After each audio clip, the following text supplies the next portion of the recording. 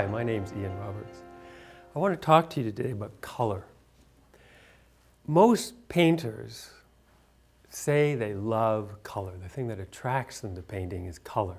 And I want to talk about color mastery because mastery is about understanding the nuance of intensity.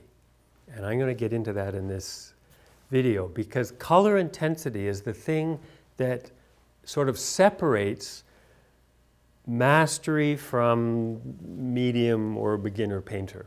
And we're going to go through some exercises to master that in this video.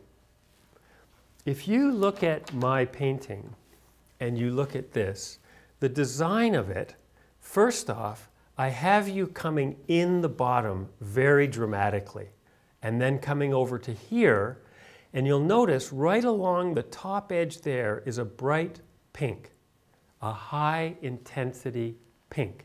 And so we're going to be talking a lot about that and the use of high intensity because that pink is surrounded by very low intensity colors and also in this case very dark colors to make it pop.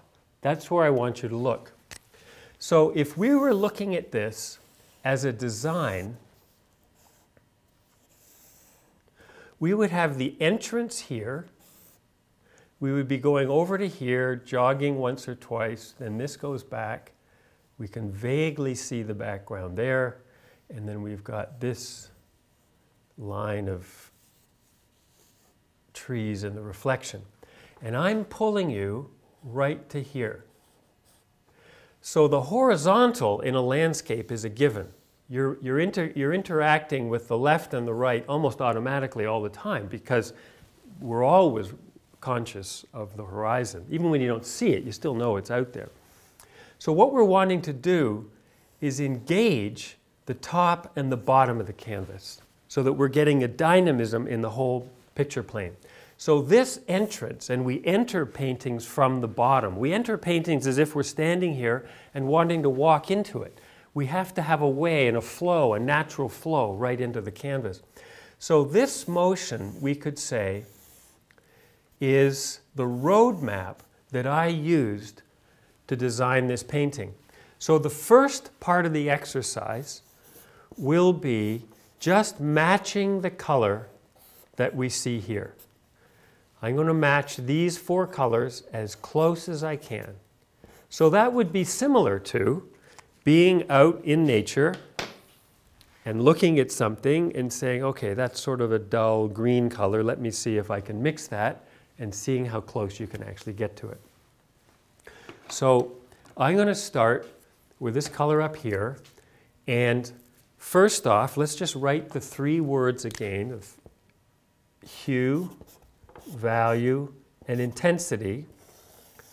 The first one to think about, and is in many respects the most obvious, is hue. So I'm going to call that green. But it's obviously a very dull green.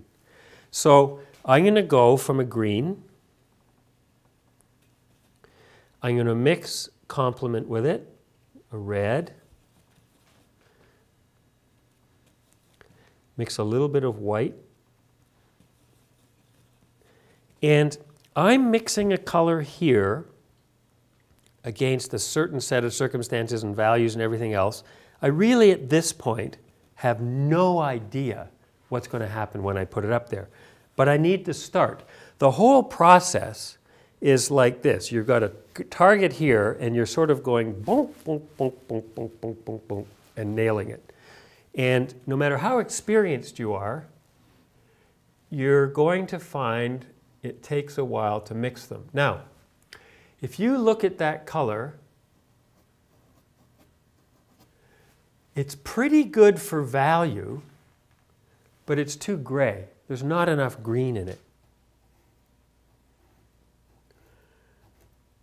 Now I've mixed a lot of green with that. That is still too intense a red. This is a duller red than that. So I'm going to mix a little bit more green with it. But I'm in the right ballpark of the thinking, so I'm just going to mix a larger amount of it.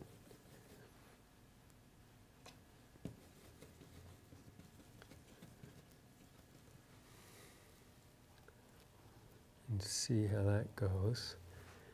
just about the same as it was before.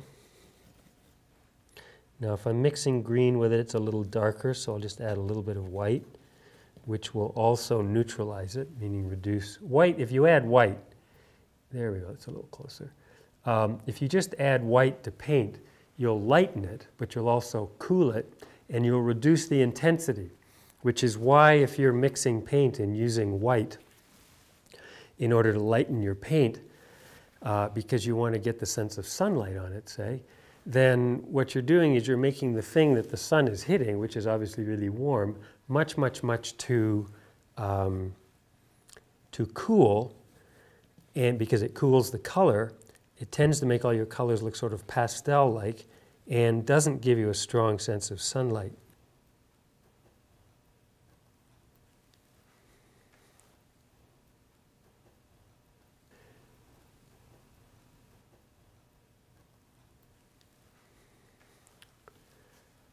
Yeah, no, that's pretty good. And you see here we've got a color that's very low intensity green that we can put on that edge to release that edge so we don't go out there.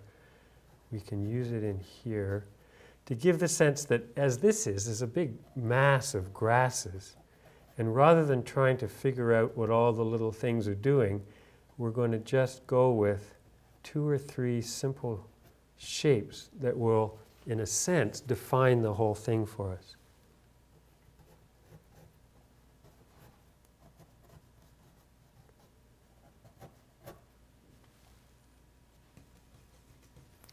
And I'm going to darken this one down here too. So I'm keeping the intensity low, but just making it a little darker.